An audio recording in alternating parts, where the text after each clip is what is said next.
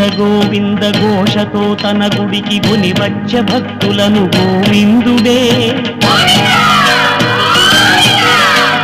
ముడుపులను గైకొని మొక్కులను చెల్లించ పక్కనే నిలిచి ఆ పరమాత్ముడే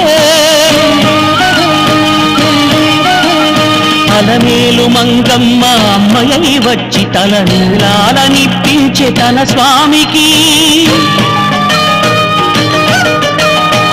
వైకుంఠవాసుడే వరద హస్తముతో దీవించి పూసెలే చలువ చందనమే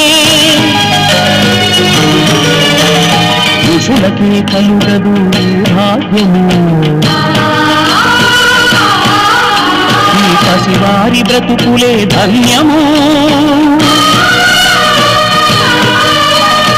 అమ్మని నాన్నని కలపాలని